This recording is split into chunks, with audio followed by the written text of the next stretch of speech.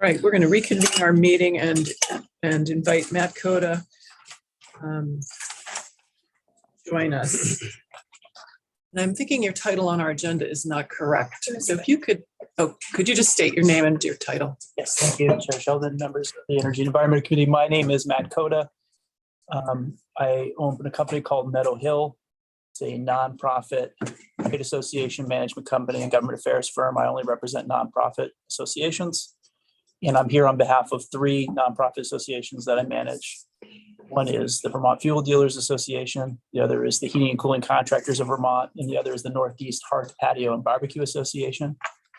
And we respectfully ask that the committee amend 867 by removing 2 words from the bill, or refillable.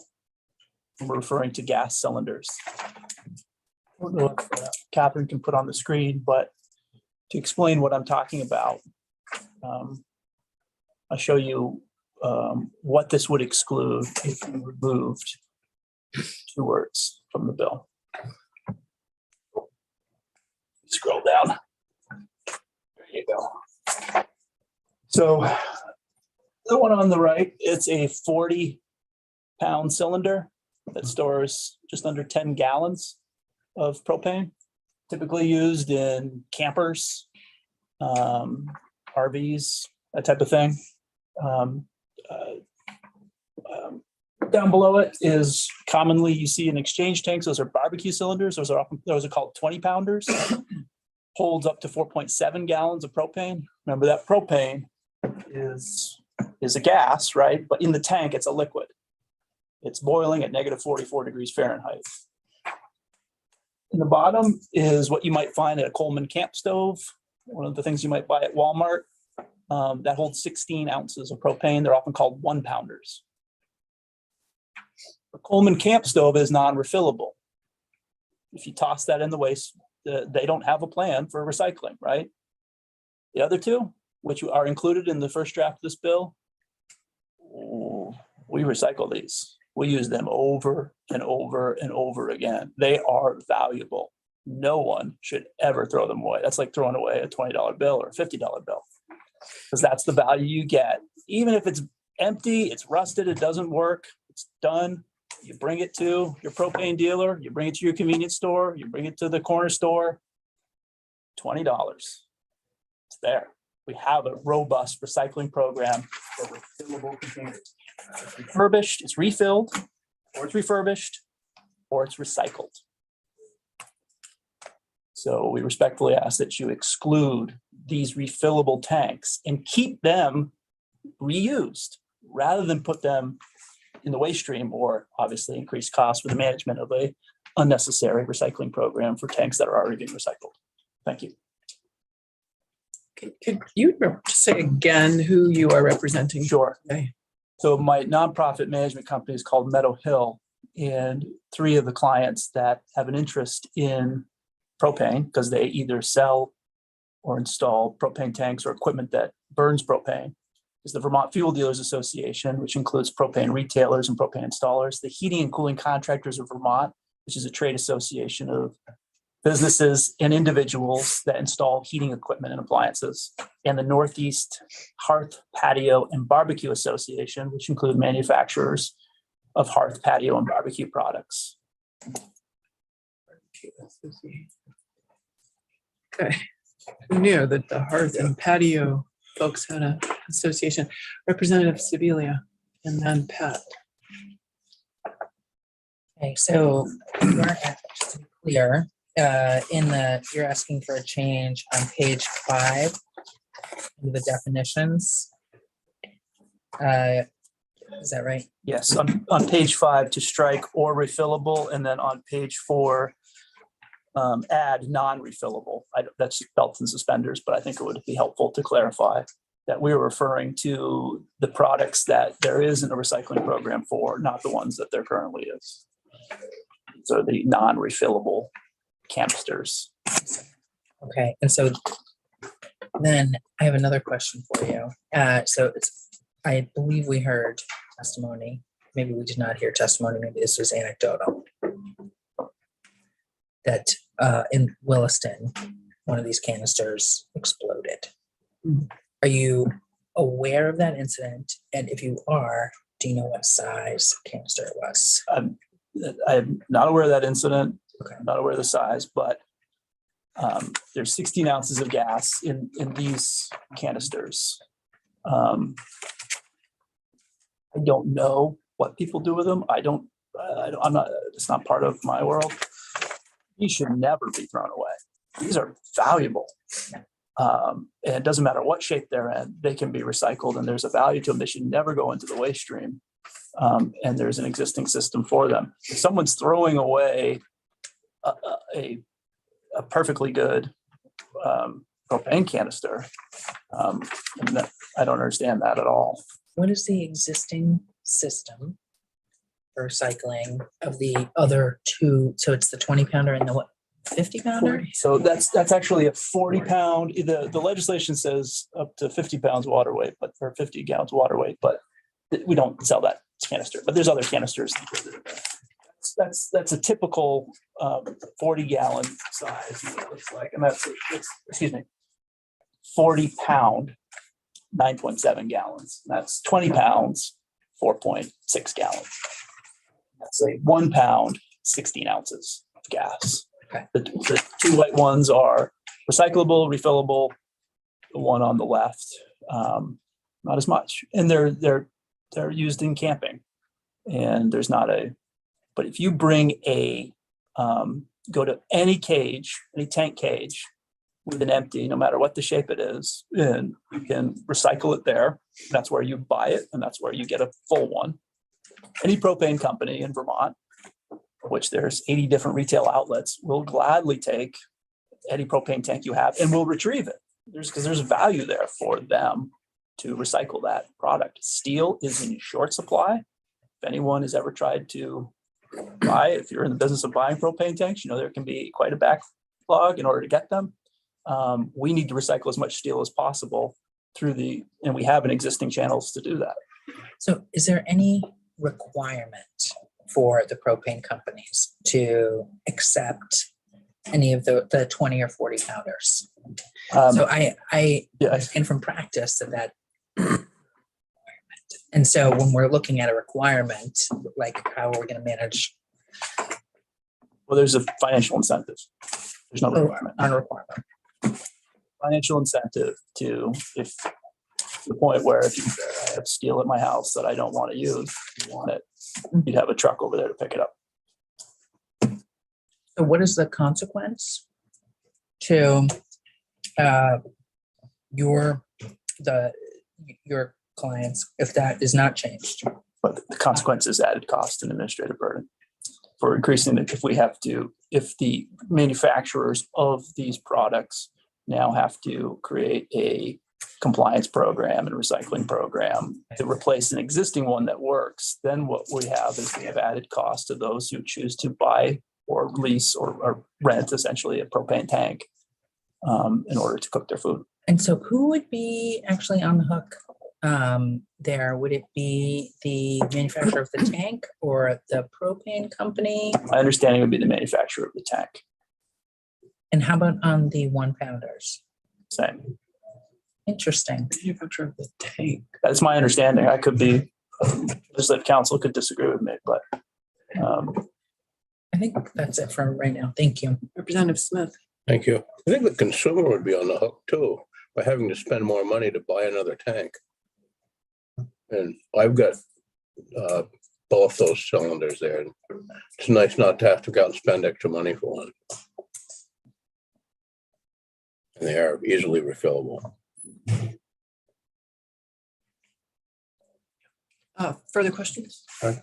Representative Bongard. Just how to walk through this just a little bit. How do people have one of the middle-sized tanks there lying around because they got a new barbecue or something, there's an old one and it's in the back, it's rusting, and how do they actually know what to do with it? Because the cage is the only place to take them to the cage, they can take them to a cage. and they have to go inside and say you want to just leave off a. Right, or you just leave it by the cage, and then there's someone that tends to the cage, whether it's a Home Depot or whether it's Joe's Propane Service or the corner store.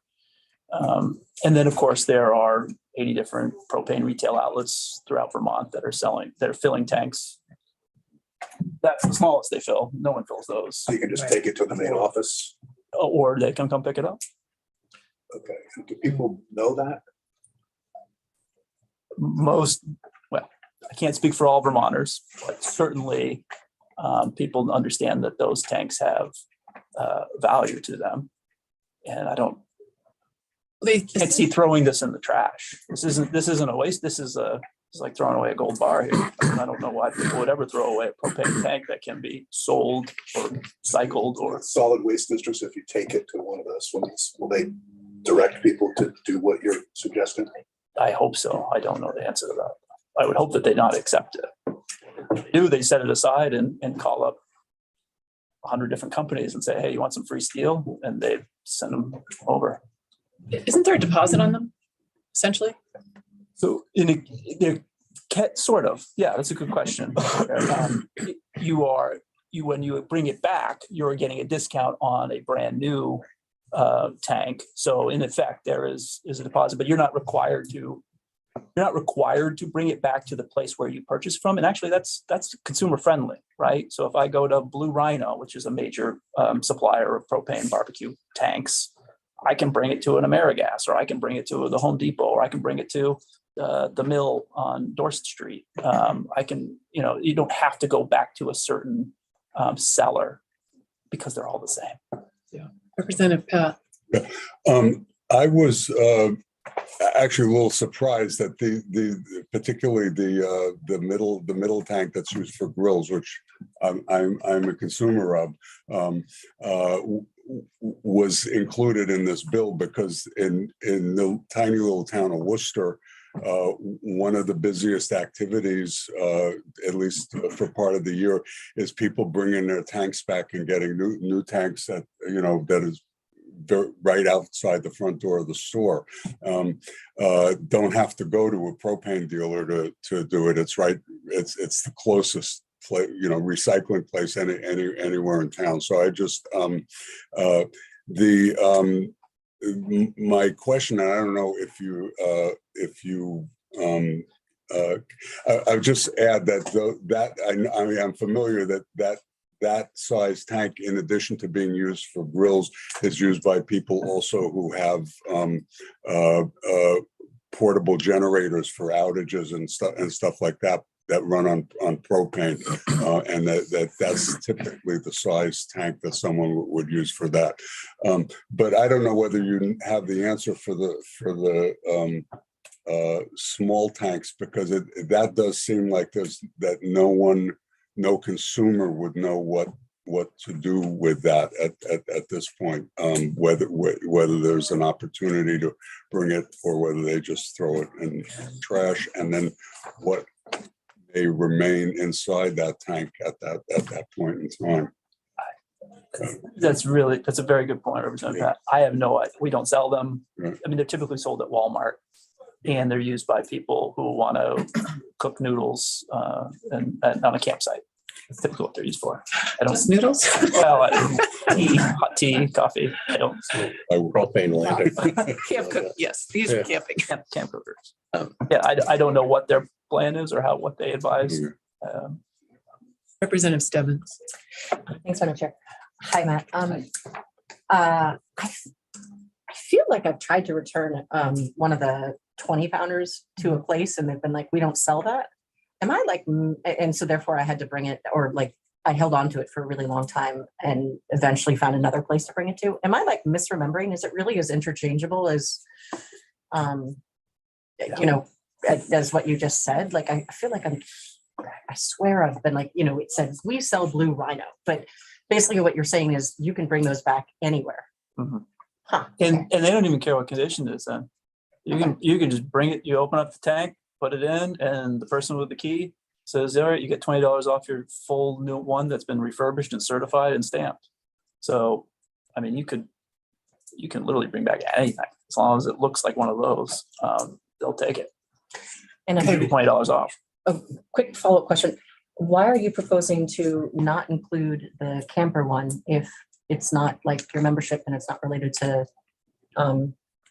your, if it's not recyclable or whatever, if there isn't a plan for it, why wouldn't we include that still in here? Oh, I'm not suggesting that. Okay. I'm you're just just saying, saying, what I'm suggesting is if it's refillable, to it be excluded. Canisters that are not refillable, you'll know best.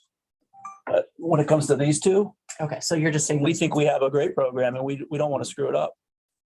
So, Okay, oh, last question. I would like to know where on page 4 and 5 the language needs to be changed so I can see it. I don't know. On page 5, it's line 10.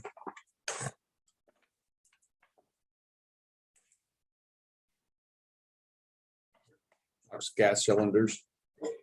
And it has the means any non-refillable or refillable cylinders. He's advocating to scratch or refillable.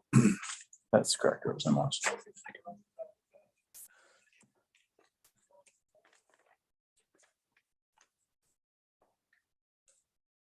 So removal of refillable cylinder is what should happen with this, isn't it? Under that. Yeah. Number 5, gas cylinder, yeah. And then on page 4, to clarify, product is add non-refillable gas cylinder. Effectively, what you would do is you'd be removing the 2 white tanks, but not removing, to Representative Stebbins' point, not removing the green tank. Representative Super, Sealy, a super quick. short question. Matt, I just want to make sure. So you can bring one of those tanks to a cage, and even if you're not purchasing or renting another one, They'll take it. Yeah. They may not give you $20 for it unless you buy another one, But- but they'll take it. Yeah, because that has value to them. Madam Chair. All right. Just for its clarification, and not a question. It's just, I even had one time a few years ago, one of the older tanks that they are no longer able to refill because of the valving regulators. And the Blue Rhino took it. I had one 3 weeks ago for my camp, 100-pound cylinder. And they took it, they wouldn't refill it because it was old. They took it, said they'd dispose of it for me. Yeah. Great. Thank you for coming in. Thank you very much. Uh, Okay, next, I would like to welcome Jennifer Holliday back. Morning. Morning. Thank you, Madam Chair and committee members, for your interest in EPR for HHW and asking me to speak to this subject matter on page 67. For the record, my name is Jen Holliday. I'm the Director of Public Policy and Communications for the Chittenden Solid Waste District. And I did testify last week as well and inform the committee that I'm also a founding member and chair of the Vermont Product Stewardship Council that was formed in 2008 to work on EPR initiatives. The council consists of most of the SWMEs in the state of Vermont, and we collaborate with the Product Stewardship Institute, which is a national organization that specializes in EPR policy. And so we've been working on this particular subject for 9 years. There's been three bienniums that have had bills. The past 3 bienniums, there's been a bill. 2 of those bills have passed the House, passed through this committee and gone on to the Senate. So the reason why we're so focused, I think you've heard, it's the most toxic portion of the waste stream. It's the most expensive. We need to get more of this material out of the waste stream. That number that's in the bill that refers to the amount that's going to the landfill needs to be updated. It says, I think 640 tons is estimated going to the landfill every year of this type of material. It's actually, according to the latest waste characterization study that I talked about last week, that was done last in 2018, that number's moved to 855 tons is the estimation of how much household hazardous waste is entering the waste stream. So if this bill were to pass, it would do a number of things. I missed the presentation by Representative Dolan, but from my perspective, it would put the cost of managing these products on the producers who profit from these products instead of on local government and taxpayers. That's first and foremost. And then it would also help us keep more of this material out of the trash by reducing those costs and expanding the convenience of the collection programs. It would protect solid waste workers who are handling trash and recyclables. And yes, it does end up at our MRFs. And it would also provide an incentive to the manufacturers to not create toxic products so that they don't have to participate in this program. So there's been a lot of that I was going to cover that's been covered, and there's been great questions. So I really want to mostly address questions that you have. I'll tell you a little bit more about our household hazardous waste program. We have two aspects to our program. We have a permanent household hazardous waste collection program called the Environmental Depot. We take in hazardous waste by appointment 5 days a week, year round. And then we also have a mobile collection unit, which goes out in the warmer months and goes out to our communities, and we hold one-day collection events. That's exceeds the state's requirements, obviously, of two collection events per year significantly. And because of that, we have about a 13% participation rate, meaning about 13% of our households in Chittenden County come and visit us and bring us their household hazardous waste, which may not seem like a lot, but in terms of programs in the country, this is, at the very top in terms of participation. And that's because households don't need to get rid of this stuff every year. It's studies have been shown that it's about every 7 years that households need to visit a program. So 13% is actually really good. So I was going to ask you about that because it sounds like the rest of the people are not participating. Right. How do you account for those 7 years? Because it's a little daunting to think that the vast majority of people are not participating, but that's not what that 13% is saying. That's right. That's CSWD's program. When you look at participation rates for areas that have 2 collection events, it's going to be much, much lower because 2 collection events is not convenient.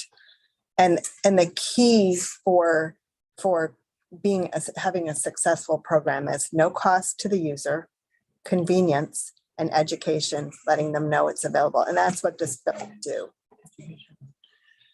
do. Yeah, but I guess I need to follow up just on how we figure out how well the education has worked. I mean, there's been working on this for a very long time. What is the general public's awareness, and how do we understand,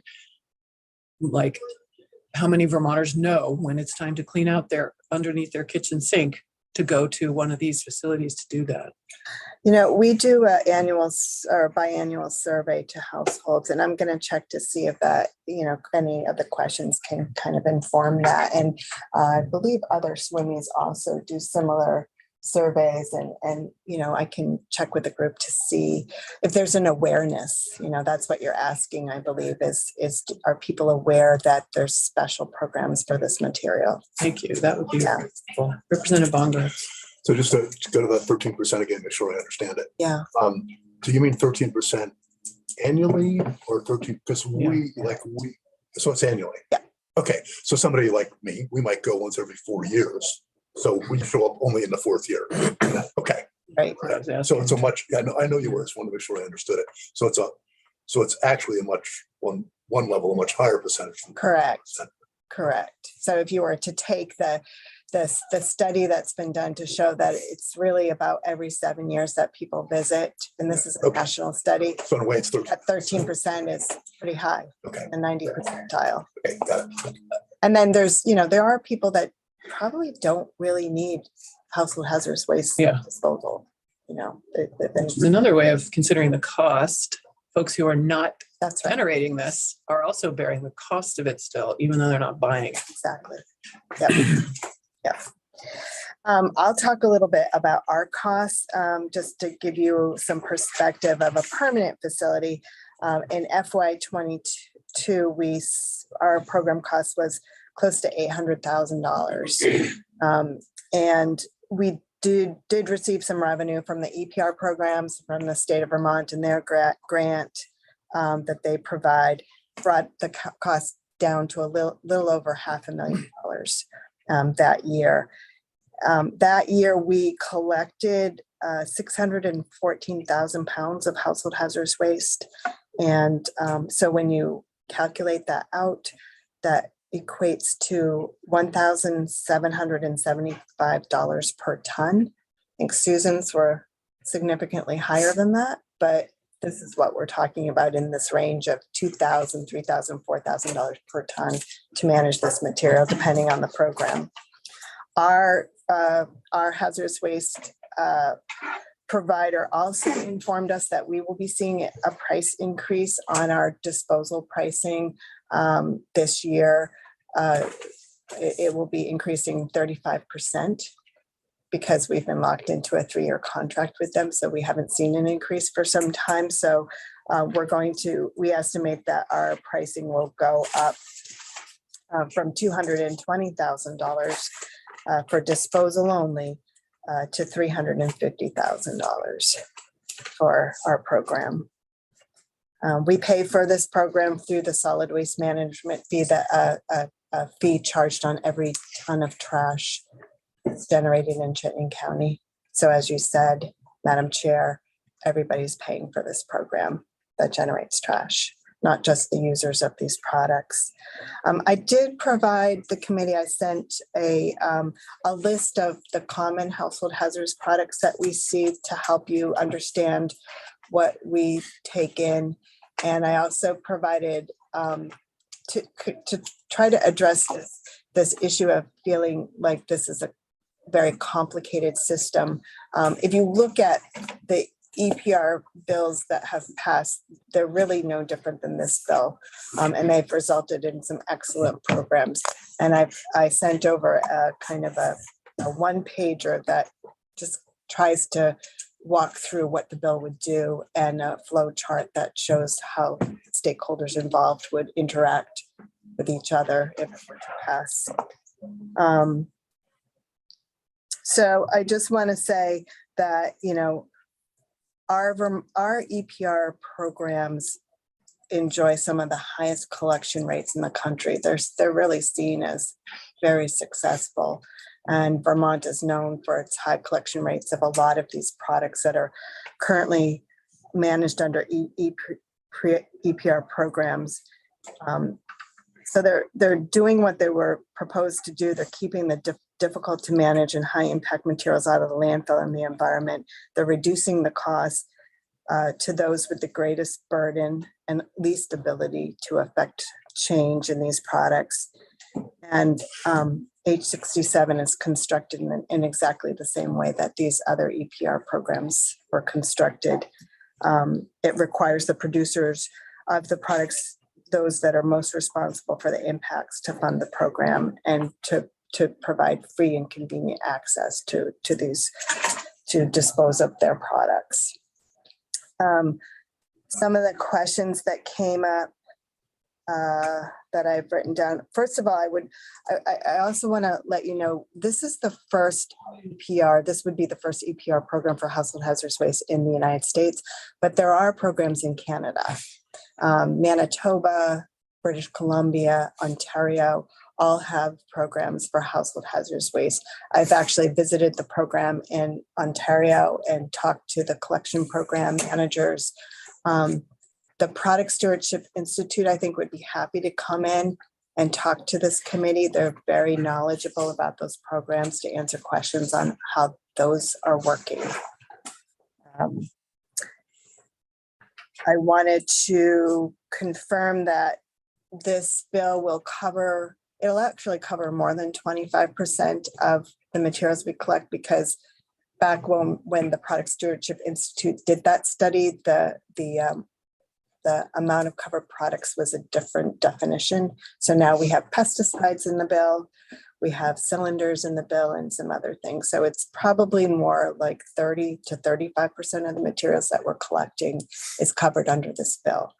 And paint and batteries and bulbs and things like that are are already covered. So So if we did pass this bill, what would the total coverage be of household hazardous wastes?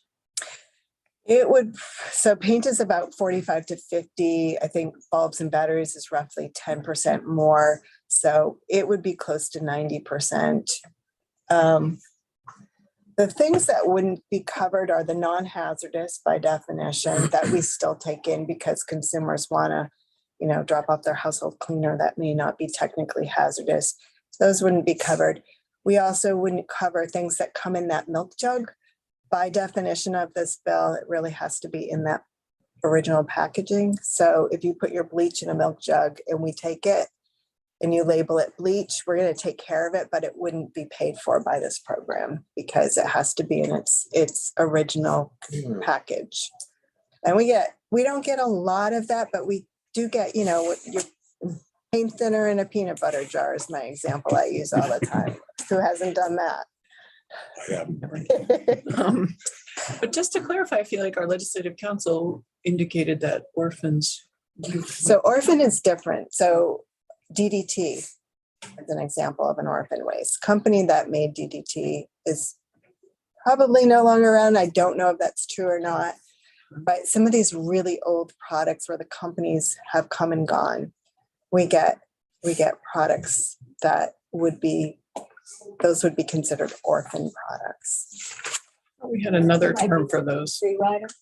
Free rider is a compliance issue. It's a manufacturer that's not participating in the program. Oh, okay, not that. I feel like we were given the example that would be an orphan, the bleach in a milk bottle. Hmm. You're saying that would not be covered.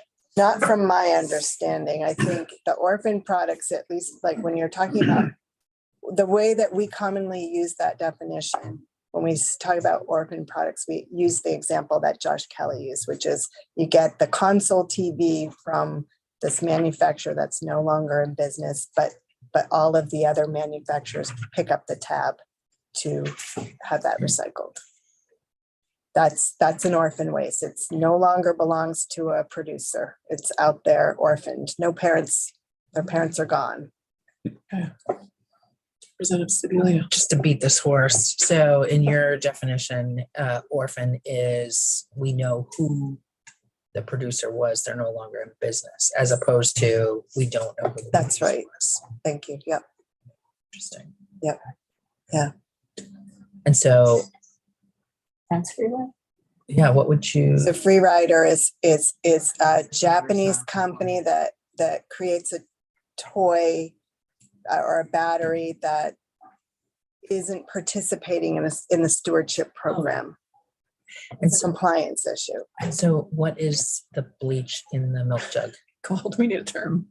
Yeah, that's just, What would you suggest? How would you suggest we treat? we're not going to, how would I suggest that? It is, there's no, you can't, there's even question oftentimes with what is in that container, right? So we have to do testing on it just to make sure we don't put it with incompatible chemicals. So it's an unknown is what we call it. But it would still come to this program and be covered by it. It would still get properly managed, but it wouldn't be, you could get some basic chemistry on it enough to get it properly managed. But the producers are going to say, that's not on us. You don't even know what that stuff really is. So how do you know that's under the definition of covered products? Right. But they're not running the programs and you would take them in and it would be covered by the program. If they did audits of the waste stream, then I think they would say we're not going to cover that. How this program would be implemented is, it could be done in a lot of different ways. For example, we had a system a few years ago that is a scanning system like the grocery store, a company, it's called Smarter Sorting, and they developed it to get more of these products into reuse. believe it or not. And so we would scan it and it put it into a database. It knew exactly by that code, like how many ounces was it? It was the packaging. And if it was in good condition, it would say, yeah, we'll take that. And we'd put it into a bin and we'd send it out and it would actually get repurposed. So my point of that story is that there is a system that exists out there where we could actually scan every product coming into our programs and the producers could see, okay, we know how to divvy up these costs, right? That would be one way. Another way, I know in Ontario, what they do is they do audits on the drums. They depack a drum and they say, we're going to do this a couple times a quarter at a facility, and they'll determine like how much of that is covered material and how much is not. So it depends on how it's implemented. Yeah, Mr. Kelly has a comment. Josh Kelly for the Record Solid Waste Management Program. I just would add that I think this conversation is a little circular and so it's confusing. Yeah. But I think what Ms. Holliday is talking about is trying to make the program workable, actually specifically for the producers, the manufacturers. It really comes down to what Mike O'Grady was saying about definitions. On page 6, the bottom has orphan covered products defined. As I read it, it seems kind of broad. Interpretation means a covered product for which no manufacturer can be identified. I know we have this bleach example in Milk Jug. I think there could be a reading of that would include that. Either way, I don't think this is a major issue. I mean, essentially, Ms. Holliday is trying to work on that behalf of producers to make it easier for them. We've talked about a couple different things. The Milk Jug scenario, orphan products that are no longer manufactured but do have a brand name on them, ABC company that's been out of business. Talk about free riders who are still in business, should be paying into the system but are not. And we have this Milk Jug scenario. I actually don't think there's that much issue here. What you're hearing from solid waste districts is there's not that much of these products that come in the Milk Jug scenario or the peanut butter jar of paint thinner, and they're willing to take them. But I think these are areas where the agency is used to working out definitions and implementing a law and finding out where the kinks are. But to me, this could be considered broad. I would like to see what Ledge Council thinks of that. But I think it could cover the milk bleach in the milk jug bottle because you can't identify the manufacturer per se. So it depends how broadly you take that definition. Representative Sibilia. Yes, Madam Chair, I think that I would like to see this definition actually be a little bit more explicit that it does cover the milk jug or it does not cover the milk jug. Just for the benefit of the swimmies and Vermonters in general. Clarity is great. I understand where we need flexibility in some places, but this seems like pretty clear. And I kind of don't care which way it is, but it feels like we should be more specific around this. You have thoughts on that? Yeah. It's not a significant amount of material for us. And, it's nice to get as much covered as possible, but it's not going to be a significant amount. Okay. To move on from here. Is it on this topic? Well, yes. Okay. I'm just curious what a swimming perspective would be with regards to the testimony we just heard about the or refillable. Yeah. Non-refillable. I have to go back and look at, I don't have an issue with the propane tanks. We do collect them at our drop-off centers. And I'm not positive if we are charged for those larger, for the 20 pounders. The 1 pounders are a problem. We actually, if you go to our MRF today, you will see a pile of blue bins filled with these things that people toss in their blue bins, and they are extremely dangerous to go through a MRF. So we really need a good system to collect those things. My only concern is if there are other gas cylinders that are refillable other than propane that we would want to see covered. I'll give you an example of a cylinder that would get covered under this program that is not refillable, but it's the two-part insulation tanks. It's a two-part chemistry, and when you combine the two materials, it produces foam. And you can buy them at Home Depot. They're pretty expensive, but we get them frequently enough. The foam hardens and they stop working, but they're still liquid in the tanks. And those tanks cost us $800 a piece to dispose of. So it would be good. So that's not a refillable, but I just want to make sure we're not missing some major, I want to talk to our hazardous waste program manager, say, if refillable cylinders, gas cylinders were taken off the list, would that impact anything other than propane? And we do get welding cylinders but they're, I'm not sure if they can be, some of these gases have to be shipped because they are hazardous. I'm not sure how common it is. So I want to find that out for you and find out what type of materials are in some of these gas cylinders other than propane. Okay, that would be very helpful. Are you aware of whether, is there a jurisdiction perhaps in Canada where these camping sizes are refillable, or what they're doing with them? There are refillable campings, and they're in the United States too. There's a company, I can't recall who it is, but they're out there. And I don't know if, industry is going in this direction or not, because they've been around for a few years. They obviously are not as common as the non-refillables, but they definitely exist. So, I think in that case, we would want to include 1 pound refillable gas cylinders as well. Yeah. And asked previously, but if it was in Williston where the explosion happened, you would be familiar with it. Yeah, I'm not sure if he's referring to an incident that happened probably 4 or 5 years ago now, where we had to shut down our MRF and emergency responders came.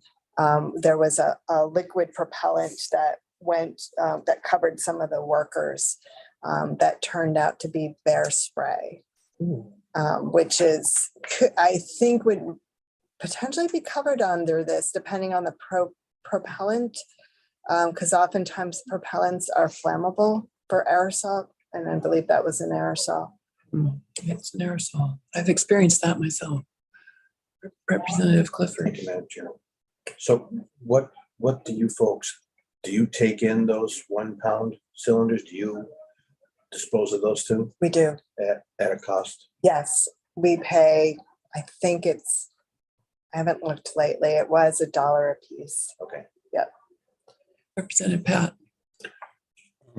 Just following up on that, because I was thinking this before, for the small cylinders, do they just go in the trash, or are they considered, metals are, So 1 pound gas cylinders, we don't want people to put them in the trash. We want them to bring them to our program. We actually collect them at our drop-off sites to make it convenient, as well as our hazardous waste program. And as I said, some people are tossing them in their blue bins, which is not a good thing. And some of them could end up in the trash. We're not going to, scrap metal dealers don't want them in the scrap metal because they're under pressure.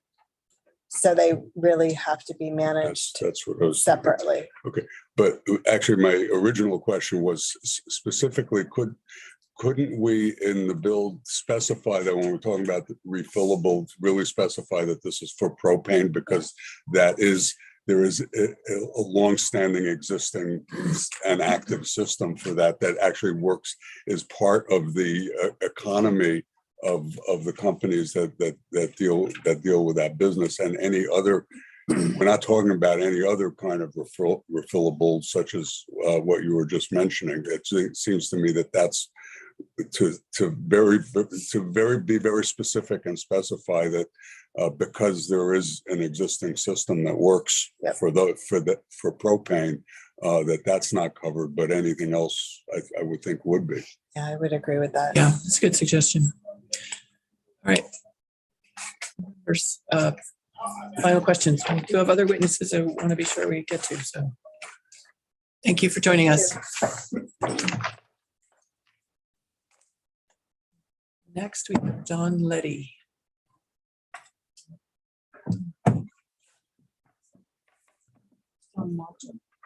Okay, it's John Malter. Oh, I don't see John Letty. Did you?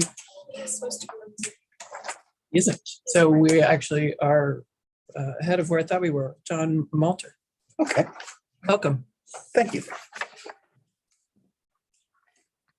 I appreciate the opportunity to come before you. For the record, my name is John Malter. I'm the administrator of the Mad River Resource Management Alliance. Chairman Sheldon, Vice Chairman Sebelia, members of the committee.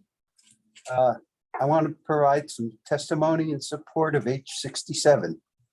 The Mad River Resource Management Alliance is a solid waste management entity, a SWMI, formed by an interlocal agreement for the management of municipal waste for the towns of Fayston, Moortown, Waitsfield, Warren, and Waterbury.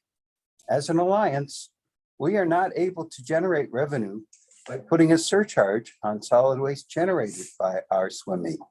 Thus, all of our revenue used to pay for our required minimum of 2 household hazardous waste collection events comes from a per capita fee based by our member towns, which is currently $7 per capita, also from grants applied for through the Vermont Agency of Agriculture, Food and Markets and the Vermont Department of Environmental Conservation, and charges to folks that generate larger amounts of household hazardous waste, or from folks that come from outside of the purview of our alliance. In recent years, the total amount of household hazardous waste collected in the Mad River Resource Management Alliance has increased to over 12.22 tons of material with over an 8% public participation rate. The rise in the HHW collection is due in part to awareness of folks wanting to do the right thing to manage these materials that they may have purchased, but decided not to use due to publicity on potential hazards to both their health and the environment. We also receive legacy household hazardous waste where a significant other may have passed away or a property is being sold, and a variety of household hazardous waste is discovered and needs to be disposed of. Along with the rise in the collection is the outsized rise in the cost to properly manage these hazardous wastes. From 2018 to 2022, the cost for proper management of this material has skyrocketed from $40.18 per household to $128.49 per household in our alliance. This is a greater than threefold increase in our cost to do the right thing. Excuse me, is that a per year? That's per year, yes. The rapidly rising costs for us to manage this program is not sustainable. An EPR for HHW program would share the burden of costs and collection of these dangerous products with the manufacturers and would increase the sustainability of these important programs that divert dangerous chemicals from our landfills, from the soil, air, and water, not to mention from our homes, barns, garages, and sheds. Vermont's 5 existing EPR programs are a testament to the practicality, success, and sustainability of the concept. H67 will work to cover the cost of proper management of these household products that are packaged for consumer use in partnership with the SWMI's collection events. The need is here, and we need to meet it through the development of a stewardship organization with the manufacturers of these products. Let's move forward and sustainably meet that need. And I'm happy to take questions. I know you've had a lot of information, but this is a subject that's dear to my heart. And I find it's the most successful program that we run within our alliance. And folks really appreciate the opportunity to participate in that. Great. Thank you for your testimony. Representative Sibilia. Yes, thank you for your testimony. I have two questions, or one question in two parts. So with regards to the orphan definition that we were talking about before and the milk jug of bleach, my first question is, do you have an opinion if that should be in or out of the orphan definition? My second question is on the gas canisters, and just if you can quantify kind of your experience on the 20 and 40 pounders in particular. Okay, for the first thing, I consider them foster waste, not. Last one. Don't add another. No. The bottom line is that we do get materials brought in mystery materials, which we do some field chemistry to try and identify what they are, to classify and put into appropriate drums. Homeowners do use the proverbial peanut butter jar with the paint thinner. I had a person bring me a half-gallon maple syrup container, and then a piece of yellow tape wrote DDT on it. Oh, So this is not your Vermont life picture of what you want to see coming through, but we do get that sort of stuff, and it needs to be managed, and it needs to be practical. We need to do this with as much common sense, and if we need to participate and pay some of the cost, so be it. But we want to make sure our households are able to manage the stuff, knowing that if they bring it to us, it'll get taken care of. They, as Holiday said, there would be problems with stuff being thrown in the trash if the cost became too much. We want to make people know, or we want people to know that they're doing the right thing and they're working in partnership with us and our manufacturers. And the stewardship organization would accomplish that. As far as the propane cylinders, I haven't had any 40 pounders, but yes, we do occasionally get 20-pound cylinders. And we tell folks right in our publicity that the contractor cannot take them. And we still get them. And we've had them surreptitiously dropped before the contractor has arrived. And I've taken them to, as Mr. Coda said, the bins where the folks can bring their 20-pound cylinders to be properly managed. I'm not looking to get $20 back for a new one, but it's just a function of trying to do the right thing and make the system flow. The 1-pounders are problematic.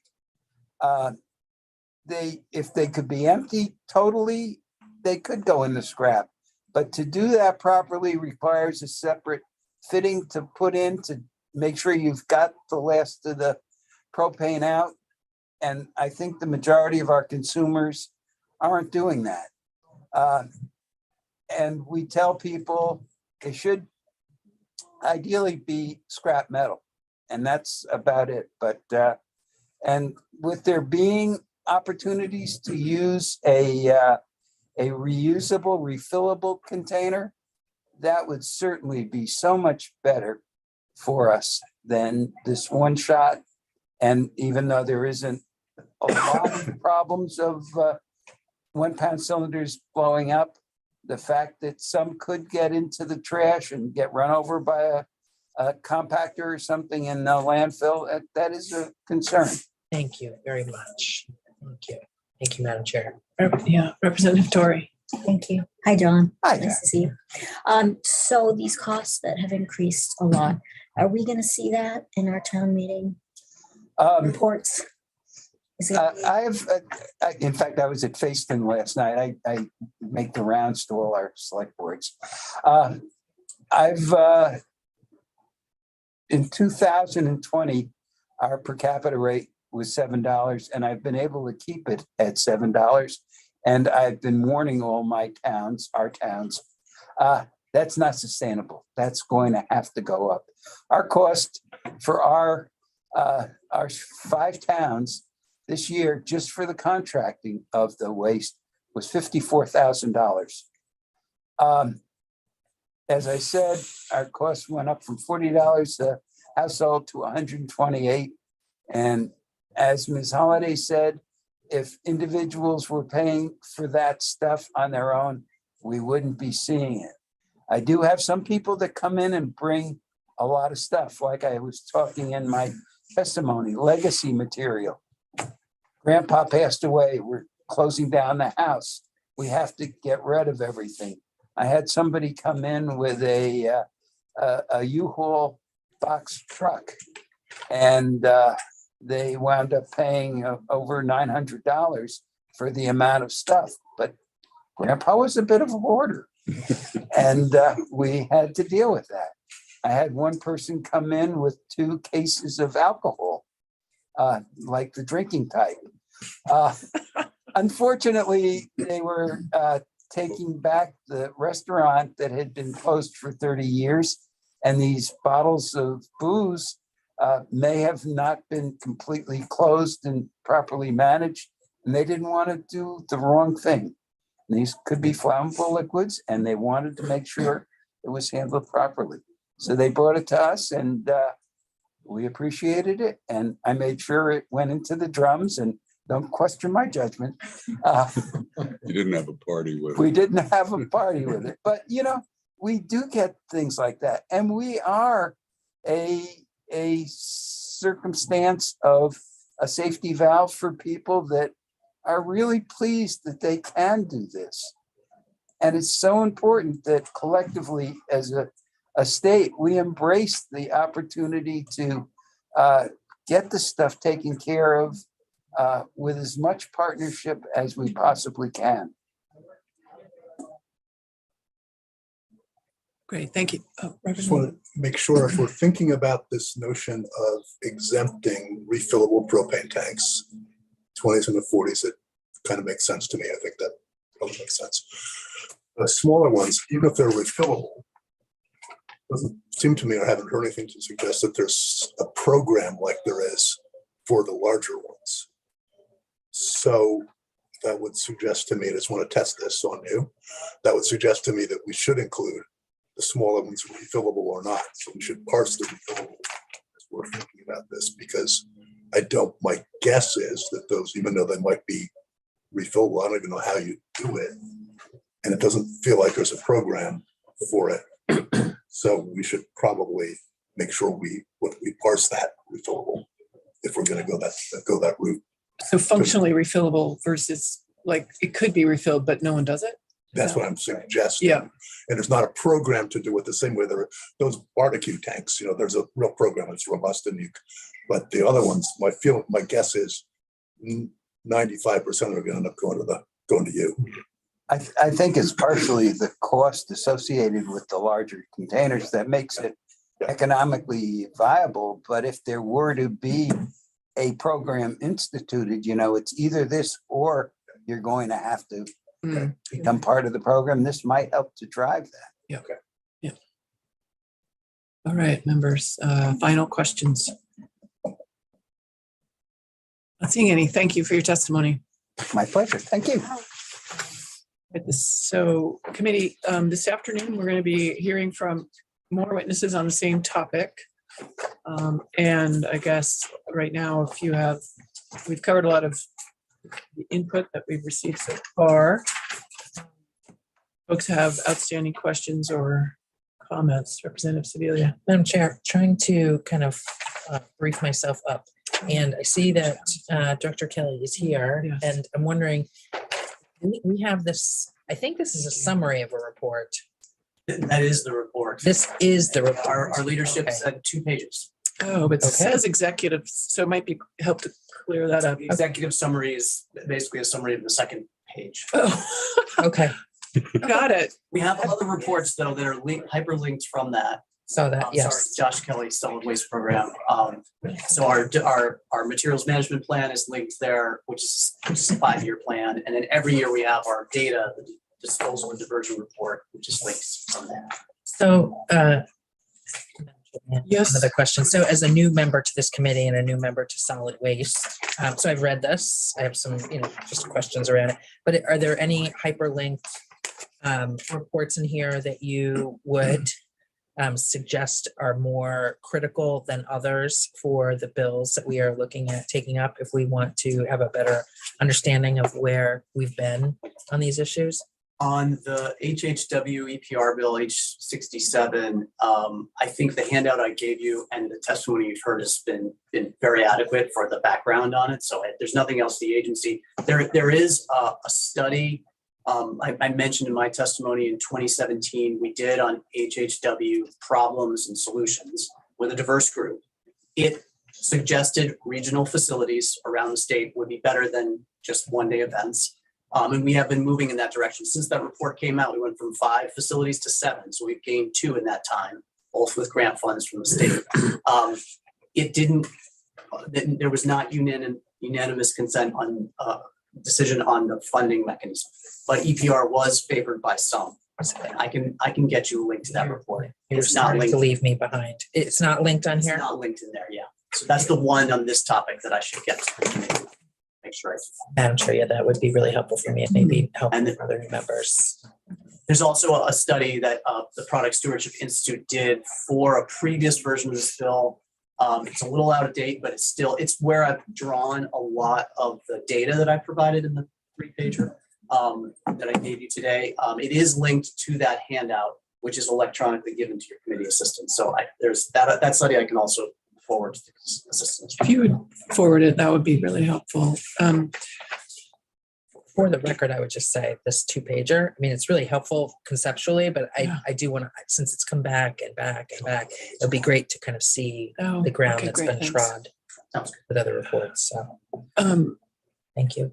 Sorry. That's okay. No, that was really important because actually there was a fair amount of interest in the report, and it was very unclear that that was the report. Seemed like an executive summary. It's very succinct, and we appreciate that. But yeah, it'd be good if it said it somewhere that that was the report. Representative Torrey. Thank you. Just a quick question. The term non-refillable versus single use, I don't really know, like single use I hear all the time in terms of plastics. Is it not used when you talk about cylinders? I haven't heard it. I don't know if Josh, Ms. Dr. Kelly can. I'm not a doctor, by the way. Yeah, no. Oh, where did that come from? I like Dr. Kelly. It's I think Celia said director. Oh, direct. Everyone could pick up a little. Sorry. I was wondering about terminology with the 1-pound cylinders. Like, would you use the term single use versus non-refillable or both? I think both would be accurate. I'm not aware that the 1-pound cylinders are refillable. There are some. There's a new market coming out, and I think that's where manufacturers are going to go. Can be refilled. I mean, that's where you're starting to get more circularity as a result of the scrutiny on our single-use habits, Got it. which we. So while we have you, I would be curious to hear your responses to the potential, the suggested changes that we've heard about this morning. If you are able to respond, please. We do actually have the final witness in the room now, but I can do this thread and then go back. On the orphaned covered product definition, we start there and then we can go to the cylinders. So Josh Kelly, Solid Waste Program Manager, for the record. Thanks for having me on this topic. You know, I think you've heard the testimony from John Malter, from Jen Holiday, that people show up at these events expecting you to take their stuff. And there's toxicity. So to me, the reading of the definition could be construed to already cover the milk jug and bleach. It may be fine. I'm not an attorney. I would be seeking Matt Chapman's advice, who's a recovering attorney as he describes it, as well as ledge counsel.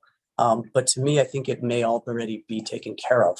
And I would suggest that it's better to have it in so that people don't say, oh, well, you're not going to take this fine. And then as they drive away, they go to the gas station and put it in the trash, the gas station's trash can, and push it down, so to speak.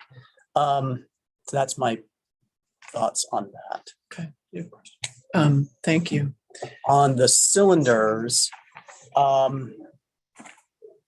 it's tricky. Maybe there was suggestion that a carve out might be reasonable around propane, being specific to propane, and if it's refillable, then that could be excluded. I think there are some reasonable exclusions, because we know that the barbecue grill 20 pounds is generally working.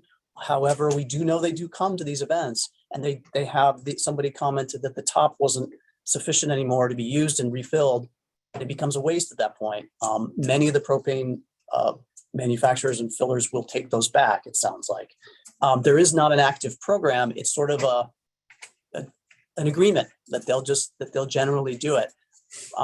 They're not a huge problem in the waste stream, so I think it's reasonable to have possibly a carve out for refillables for the 20 pounders. I don't know about the emergence of refillables of 1 pounders. Can I just ask, are the 1 pounders propane also? Yeah, propane or propane butane mix sometimes, but mainly propane is my So if we did a propane kind of clarification, it wouldn't help with that. I think it would. I think it is, with the exception of 1 pound propane cylinders would work. Oh, 1 pound propane, yeah. But those also come in smaller containers, those camping ones. Those are the 1 pounders. That's it. Big one and a Oh, little. yeah, there's a bigger, That's it. 1 pounders are the 1 smallest. pounder ones, though. smaller. No, than- they make No, they're smaller smaller ones. for backpacking. I think Really? they're- Yes. Yeah. Seen them. Yeah. Those are liquid. They're different gases. Oh, those are the ones that can be butane. I've had some of those camping, small, I mean, very small. I think that would be covered under the definition. Yeah. So I think those are single use, and they're in the program as I believe now. Those smaller, less than 1 pound camping backpacking stoves, cylinders. They look like a little dome, like a little mushroom shell. Yeah. And I'm not aware of any refillability there, but who knows what the outdoor industry might come up with. They certainly are environmentally minded, so that might be something in the future that could become a mistake. Or Representative Stebbins. Thanks, Madam Chair. So I just want to make sure I understand. Right now, the 1 pound is being taken in, but you guys are just absorbing the cost. Whereas as it's currently written in H67, you would be able to charge, say, Coleman or whatnot. Right. Okay. Okay. Any further thoughts that you had, Mr. Kelly, after hearing the testimony that we've heard today? It's been exactly what we've been hearing from our solid waste districts. They've complained to us about the high costs. It's hard to hear because I know that they either pass the cost on or become uncompliant with their solid waste implementation plan. We've, over the past 5 years, we've had this historic moment where we've got all compliance. And we don't have the same level of services everywhere, but everybody's meeting the minimum standard of service. And that's a first. And so it's a shame to see the cost just kind of spiraling out of control. All right, thank you for joining us again. All right, committee, as I mentioned, we have John Letty joining us as our last witness of the morning via Zoom. Welcome, Mr. Letty. Thank you, Madam Chair and members of the committee. Can you hear me? We can hear you. Great. Yes. Thank you for the opportunity to join you today and give testimony in support of this law, which would establish an EPR program for HHW, or household hazardous waste. For the record, my name is John Letty. I am the Executive Director of the Northwest Vermont Solid Waste Management District. We represent Franklin and Grand Isle counties in the northwest part of the state. Our population is just over 50,000 Vermonters. And we are a union municipal district, as the other solid waste districts. Lamoille and Chittenden are. Were established at the same time in 1986. And we run household hazardous waste programs. Our program, we do operate a permanent facility, which operates just over 250 days a year, giving residents the opportunity to drop off these hazardous materials. And we do also operate some remote collections so that the parts of our district that are further from our facility, which is located in Georgia, Vermont, have a bit of added convenience. That's the word I was searching for.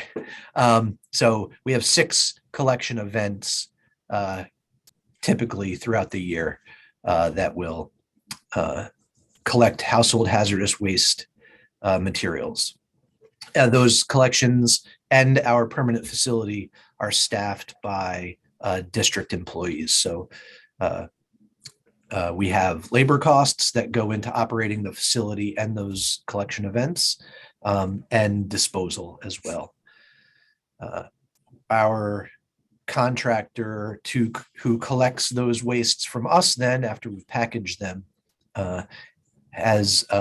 we have seen the same cost increases that the other districts and alliances in Vermont have. In the past 2 years, we've seen a 15% increase in the price of disposal, and we have not gotten the notification yet that our prices will be increasing.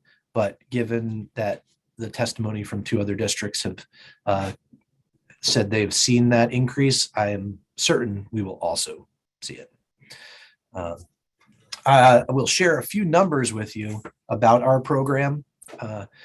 In the last full year that we have complete data for, which was 2021, our solid waste district spent just over $87,000 on our household hazardous waste programs. That is disposal and labor. We collected 66 tons of hazardous materials. So breaking that down, that breaks down to about $1,300 per ton of material collected. In that year, we had just over 1,700 customers or users. So we equate that to a household. That is just over 9% of our district household population. So kind of falls in line with some of the participation rates that you've heard today. And then if we broke that cost out to per household, it's just over $51 per household. So we do charge in terms of how we fund our programs. As you've heard, other districts have a surcharge or assessment on trash. We do the same. And so that in part funds our programming. We also charge a modest fee to customers. That fee was, so if you look at our total costs, which were just over $87,000, our fees from customers was about $20,000. So, just under 1/4 of the cost of the programming was charged back to customers. And then the remainder of that was backfilled by sort of the assessment to all. So everybody's bearing those other 3/4 of the costs. So the Northwest Solid Waste District fully supports the EPR programming that's proposed. I have been involved with the Vermont Product Stewardship Council, the previous iterations of this bill, and I think that it will help drive participation. So we will capture more material. The cost burden will be lifted from the local municipalities and spread around. And I really hope that it also will have the effect of pushing the companies that produce these wastes to think about ways they can reduce costs of the collection program by changing their practices. I have a big pet peeve that I'm going to share. And in the spring, I always hear commercials for Home Depot that if you come in now and buy X, you'll get a free container of Roundup for your spring gardening. And we inevitably, and in the past couple of years, have seen big increases in the disposal of Roundup, and the number of half full or 3/4 full containers of Roundup that we see.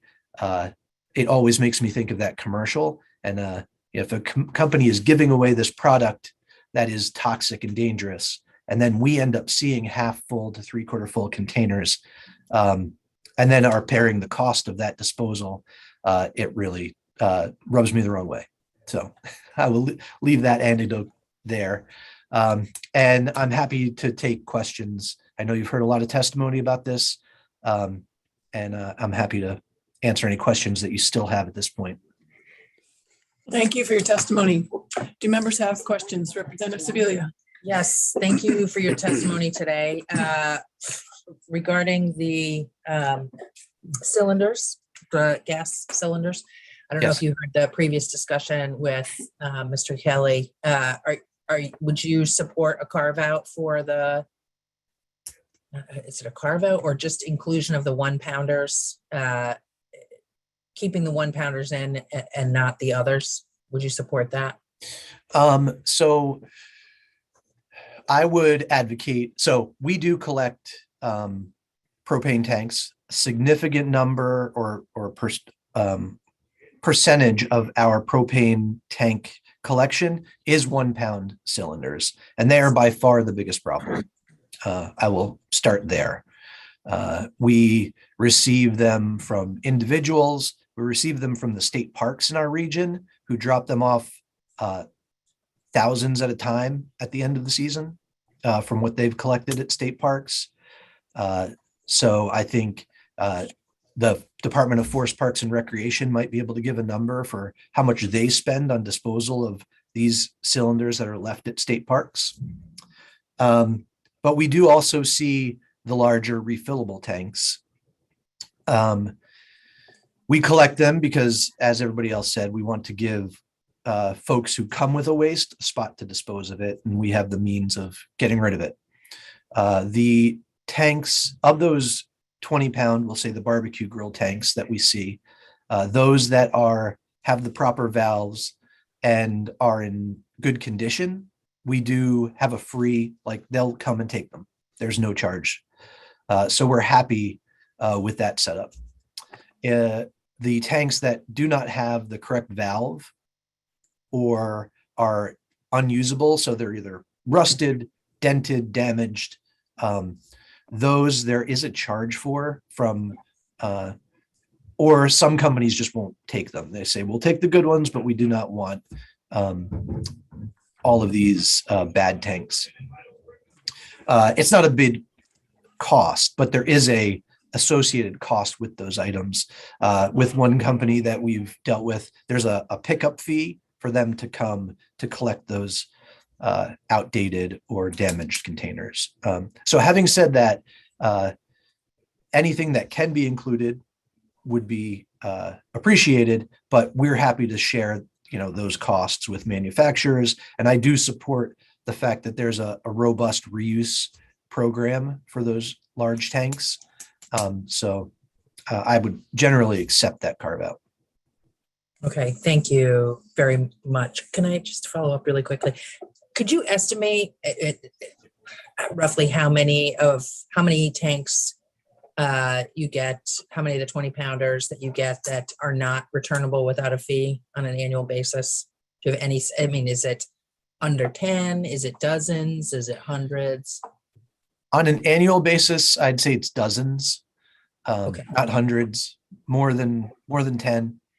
I would say of what we receive, 1 in every 30 to 40 containers is damaged in some way. It's a lot of those that you're getting, actually. And I think that's because there is a robust system that that's just what we're getting. And we get the worst of the worst. And folks who are using their barbecue tanks regularly, they're just bringing it back to those cages. So I think it's our nature is we're the last stop on the road for a lot of them. Thank you very much. Thanks, Matt. Mhm. Thank you. Thank you again for your testimony. You're welcome. Right. So that's a wrap on our witnesses for this morning. Are there final questions or thoughts on household hazardous waste? We have more witnesses this afternoon, is that right? Okay, so the discussion continues. The discussion will continue this afternoon. All right, so with that, we are adjourned for the morning.